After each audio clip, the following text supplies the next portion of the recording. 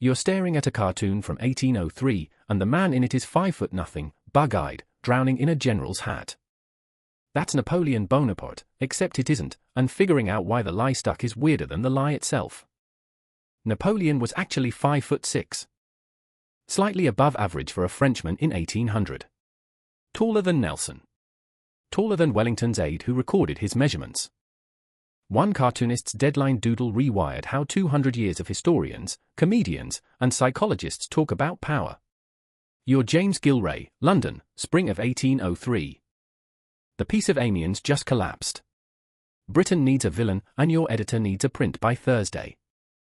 You've never seen Napoleon in person, nobody in your circle has. What you have is a French nickname, Le Petit Caporal. Little Corporal. It was an affectionate term, the kind troops use for a commander who eats with them in the mud. You don't know that.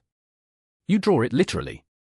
You give him a child's body, a tantrum face, and a hat that swallows his head. You title the print Little Boney in a strong fit. It sells out within the week. Print shops reprint it. Rival cartoonists copy the silhouette because it's already recognizable. Within 6 months, Little Boney is the only Napoleon the British public has ever seen. And they're about to be at war with him for over a decade. If this is already breaking your brain, subscribe and like. Because the part where Napoleon accidentally made it worse is coming right now. You're not Gillray anymore. You're Napoleon, 1804, and the British prints are everywhere. You already have David's paintings, the enormous you on a rearing horse, radiating divine light. They cost fortunes and took years. Gillray's prints cost $1 or $2 and hit every tavern in England by Friday.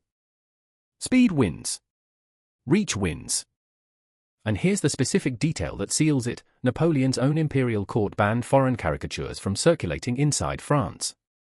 Which meant every Frenchman who saw a smuggled British print treated it as forbidden truth. The censorship made the cartoon feel like journalism. By the time Napoleon fell in 1815, the image wasn't propaganda anymore. It was biography. The real mechanism wasn't mockery, it was measurement.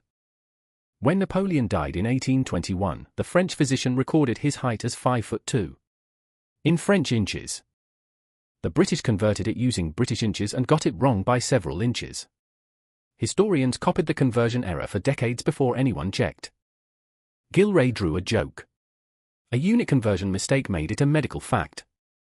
We still cite the Napoleon complex as though it settled psychology.